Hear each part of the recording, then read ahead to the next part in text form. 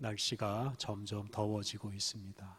얼마 전만 하더라도 따뜻한 곳을 찾아다녔는데 이제는 이제 시원한 곳을 찾게 됩니다. 따뜻하게 사는 것이 좋지만 너무 따뜻해서 땀이 날 정도면 좋지를 않습니다. 적당하게 따뜻한 것이 좋습니다. 군대에 들어가면 적당하게 살라 하는 말을 자주 듣습니다. 너무 열심히 살지도 말고 너무 게으르게 살지도 말고 다른 사람 눈에 띄지 않도록 적당하게 살라라고 말합니다. 군대에서만 그런 소리를 듣는 게 아닙니다. 직장에서도 같은 말을 듣습니다. 너무 열심히 하면 다친다, 이런 농담도 자주 합니다. 실제로 군대에서 너무 열심히 살면 모든 일이 그 사람에게 주어져서 군대 생활이 아주 힘들어집니다. 직장에서도 너무 열심히 하면 주변에 시기하는 사람이 생길 수도 있고, 너무 열심히 일해서 승진이 빨라지면 그 여파로 퇴직도 빨라질 수가 있습니다. 열심히 사는 것이 결코 죄가 아니고 나쁜 일도 아닙니다. 오히려 좋은 일이라고 할 수 있습니다. 그런데 그렇게 살다 보면 우리 현실에서는 열심히 일하는 사람이 오히려 피해를 보고 마음의 상처를 받는 일도 생깁니다. 그러다 보니 앞에서 말한 대로 너무 열심히 살지 말라, 또 모난 돌이 정 맞는다, 이런 말들이 생겼습니다. 그래서 너무 열심히 살지 않는 것이 일종의 처세술이나 지혜라고 할 수 있습니다. 오늘은 전도서와 아가서를 묵상하는 날입니다. 전도서와 아가는 그 내용과 성격이 대조적인 책입니다. 이 전도서는 아주 차갑고 냉소적이고 비관적인 책입니다. 그에 비해서 이 아가서는 아주 뜨겁고 열정적이고 또 낙관적인 책입니다. 우리가 인생을 정말 열정적으로 낙관적으로 살아가는 것은 아주 좋은 일이라고 할 수 있습니다. 그런데 우리가 인생을 그렇게 늘 뜨겁게 열정적으로 살기는 어렵습니다. 자의반 타의반으로 우리 인생이 아주 차갑게 식어버릴 때가 있습니다. 전도서는 우리 인생과 이 세상을 아주 냉소적인 관점에서 아주 차가운 시선으로 바라보며 기록한 책입니다.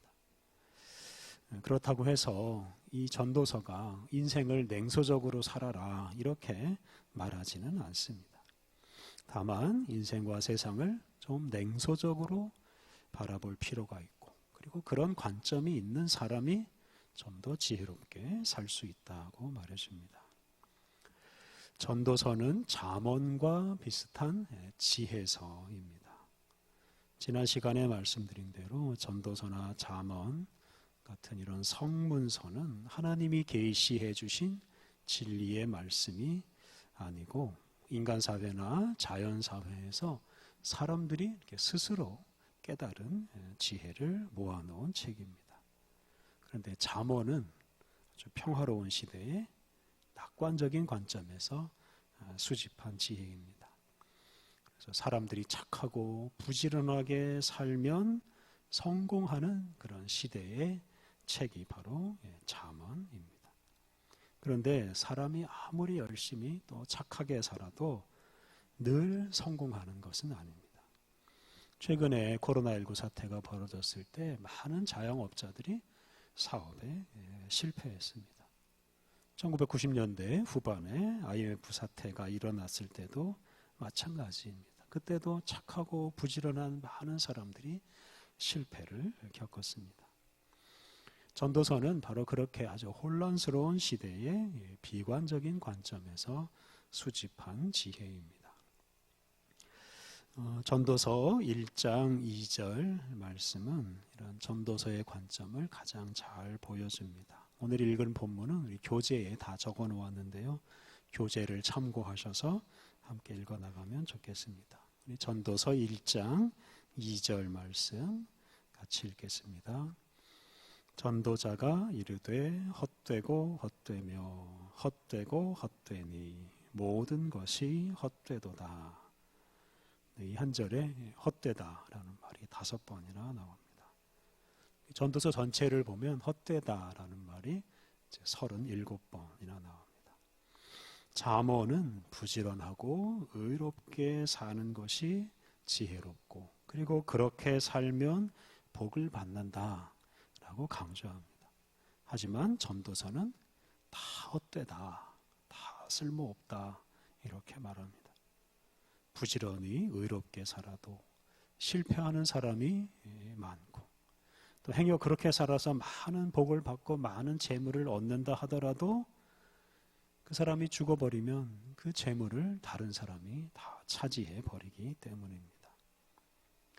우리 인생이 다 헛되다 이렇게 말할 수는 없습니다만 인생의 이런 헛된 면을 간과하고 그냥 낙관적으로만 세상을 살면 오히려 인생에서 실패할 수가 있습니다. 이 전도서에는 전도자라는 이 단어가 1절에 등장합니다. 그래서 이 전도서는 전도자라는 말에서 비롯된 제목입니다. 전도자는 말 그대로 도를 전하는 사람, 말씀을 가르치는 사람라고 할 수 있습니다. 전도자를 히브리어로는 이제 코헬렛이라고 하는데 천주교에서는 이 전도서를 코헬렛이라고도 부릅니다. 이 전도서는 이런 전도자 또는 선생님이 엮은 지혜서라고 할 수 있습니다. 전통적으로 전도서의 저자를 이제 솔로몬이라고 하는데 전도서 자체에는 솔로몬이라는 이름은 등장하지 않습니다.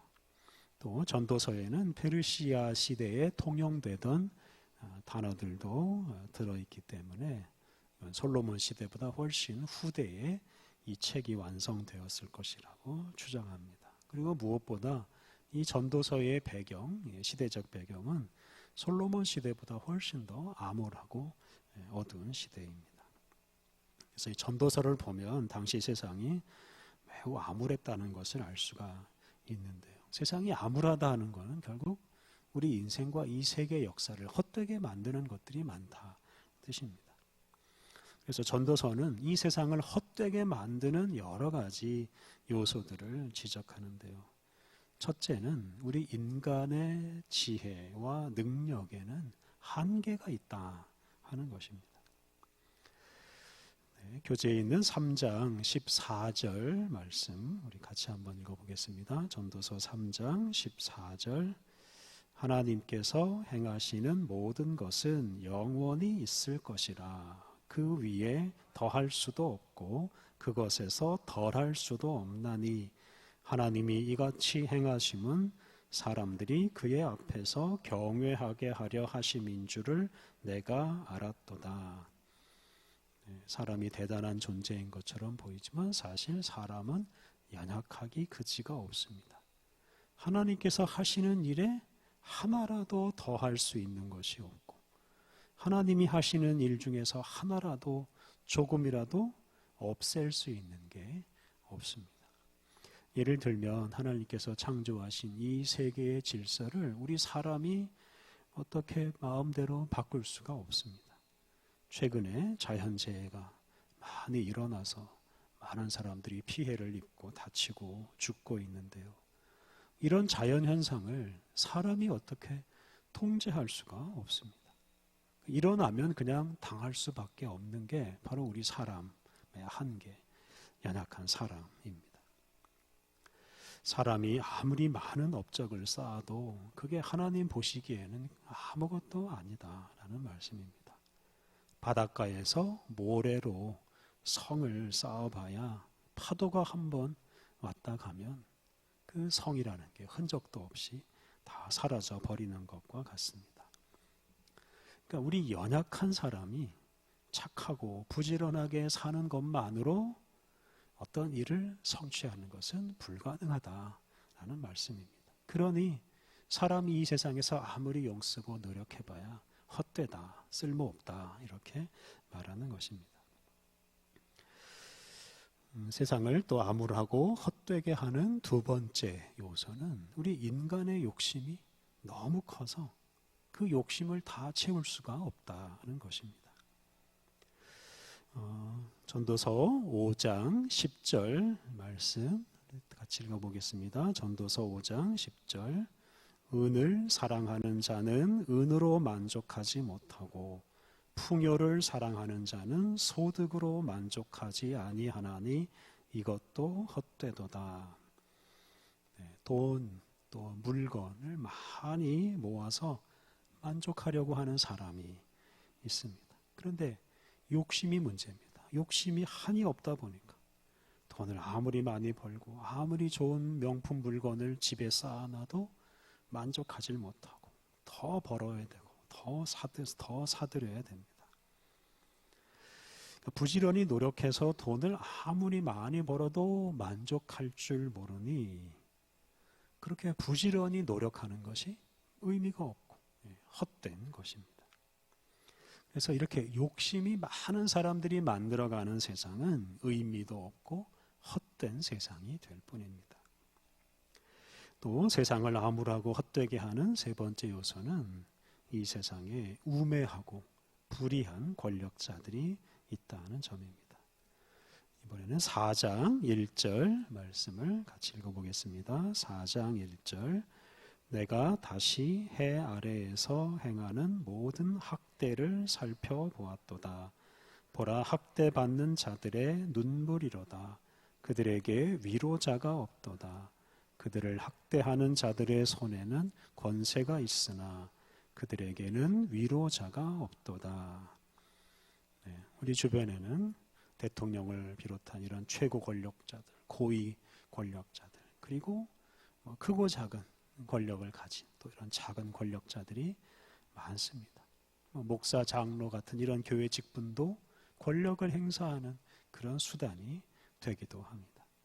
그런데 그런 크고 작은 권력을 가진 사람들이 그 권력을 이용해서 어리석은 짓을 하거나 불의한 일을 저지르면서 자기 욕심을 챙기는 일이 많습니다.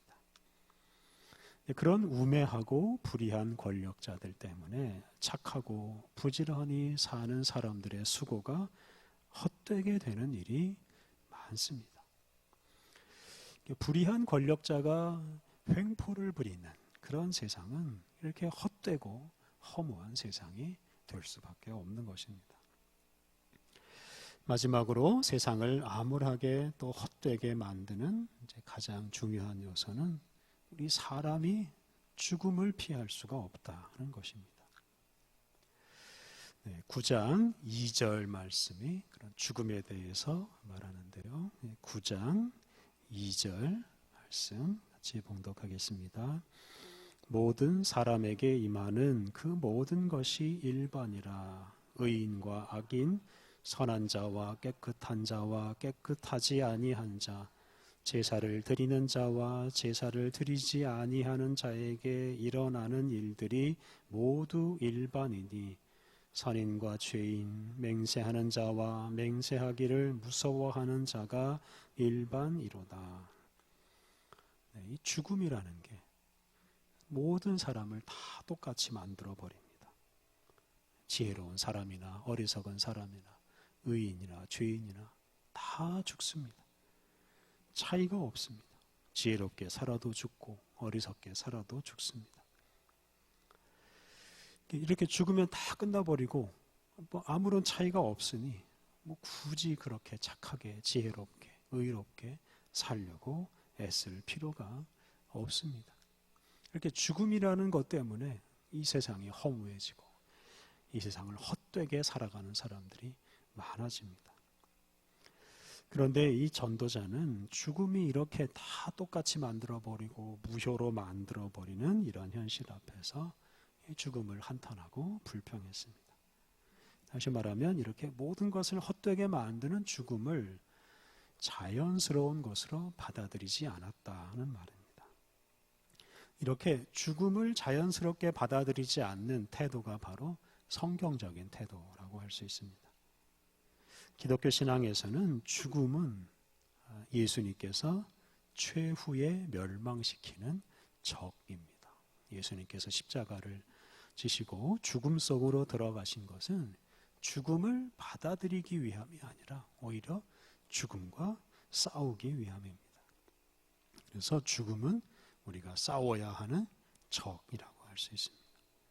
우리는 죽음을 받아들이기보다는 예수 그리스도의 능력으로 죽음을 이기고 죽음이 없는 세상이 이루어질 것을 내다보고 살아갑니다.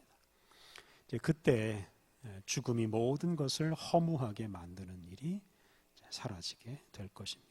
우리는 바로 그런 소망을 가지고 살고 있습니다. 지금까지 이렇게 세상을 헛되게 만드는 4가지 요소를 살펴보았는데요. 전도자는 이렇게 헛된 것이 많은 세상에서 모든 걸 다 포기하고 제멋대로 살라 이렇게 말하지는 않습니다. 전도자는 무엇보다 현재 이 시간을, 이 순간을 기쁘게 맞이하고 보내라라고 여러 차례 강조해서 말합니다. 그 중에서 3장 12절과 13절 말씀 같이 읽어보겠습니다. 3장 12절 13절 사람들이 사는 동안에 기뻐하며 선을 행하는 것보다 더 나은 것이 없는 줄을 내가 알았고 사람마다 먹고 마시는 것과 수고함으로 낙을 누리는 그것이 하나님의 선물인 줄도 또한 알았도다. 살아있는 지금 이 순간을 기쁘게 그리고 선하게 살아가는 것이 최선이고 가장 지혜로운 생활입니다. 특히 지나간 일 때문에 고민하고 애쓰고 또 다가올 미래 때문에 고민하고 고생하는 것은 어리석은 일입니다. 지금 이 순간에 최선을 다하고 지금 이 순간 기쁘고 선하게 살면 그것으로 충분합니다. 전도자는 또한 우리 사람의 한계, 사람의 연약함을 분명히 인식하고 지나치게 애쓰지 말라라고 권면합니다. 우리 1장 18절 말씀을 같이 읽어보겠습니다. 1장 18절 지혜가 많으면 번뇌도 많으니 지식을 더하는 자는 근심을 더하느니라. 사람이 할 수 없는 것이 많습니다. 할 수 없는 것에 대해서는 자꾸 고민하고 뭔가 지혜를 짜내려고 애쓰지 않고 오히려 그냥 포기하는 것이 좋습니다. 전도자는 우리 사람에 대한 연약함을 절감하고 대신 하나님을 기억하고 하나님을 경외하라 라고 권면합니다. 오늘 읽은 본문 중에서 3장 11절 말씀 우리 같이 읽어보겠습니다. 3장 11절 하나님이 모든 것을 지으시되 때를 따라 아름답게 하셨고 또 사람들에게는 영원을 사모하는 마음을 주셨느니라. 그러나 하나님이 하시는 일의 시종을 사람으로 측량할 수 없게 하셨도다.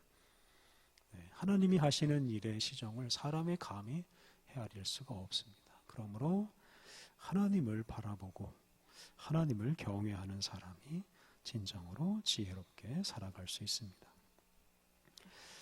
사람이 부지런하거나 의롭게 산다고 해서 자기의 미래를 정확하게 예측하고 또 자기의 미래를 스스로 다 만들어 갈 수는 없습니다.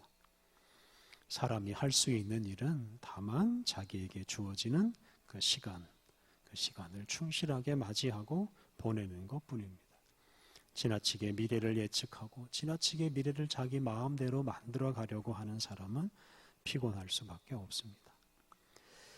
우리에게 주어진 이 시간, 이 순간은 하나님께서 주신 것이고 이 시간 속에, 이 순간 속에 하나님께서 즐거움을, 기쁨을 숨겨 놓으셨습니다.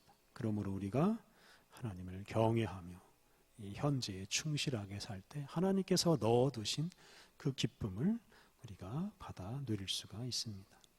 그래서 세상을 헛되게 하는 요소들이 이 세상에 참 많지만 하나님을 경외하면서 이 순간을 즐겁게 지내는 사람이 가장 지혜롭게 이 세상을 살아갈 수가 있습니다. 다음으로 묵상할 말씀은 아가 아가서인데요. 아가라는 이 단어는 노래 중에 노래, 가장 아름다운 노래라는 뜻입니다. 이 가장 아름다운 노래, 바로 이 사랑 노래입니다. 아가서에는 젊은 남녀, 본문에는 이제 술람미 여인과 솔로몬, 네, 사랑 노래가 들어 있습니다. 이 아가에 들어있는 노래들은 본래는 이 남녀들의 사랑 노래입니다. 그래서 오늘날 대중가요의 가사와 같은 것들입니다. 그래서 이 아가서를 성경에 포함시키려고 할 때 반대하는 사람들도 아주 많았습니다. 하지만 이 노래를 하나님과 하나님의 백성들의 그 사랑 노래로 해석을 하면서 성경에 들어오게 되었습니다. 아가에는 이 여자가 남자를 기다리고 또 남자를 찾아다니는 장면이 자주 나옵니다. 또 남자가 여자를, 또 여자가 남자를 아름답다, 또 사랑한다, 이렇게 표현하는 노래가 자주 나옵니다. 그리고 이제 궁극적으로는 이런 사랑으로 서로 하나가 되는 것, 두 사람이 만나서 한 방에 들어가는 것, 서로 하나가 되는 것으로 이제 노래가 마무리됩니다. 네, 아가서 7장 10절 말씀을 우리 같이 읽어보겠습니다. 아가서 7장 10절 같이 읽겠습니다. 나는 내 사랑하는 자에게 속하였도다. 그가 나를 사모하는구나. 네, 나는 내 사랑하는 자에게 속했다. 이게 이제 나와 내가 사랑하는 그 연인과 이제 구분이 사라지는 겁니다. 상대방에게 속해서 하나가 되었다라는 뜻입니다. 이게 이렇게 하나가 되는 것이 결국 사랑의 궁극적인 목적이라고 할 수 있습니다.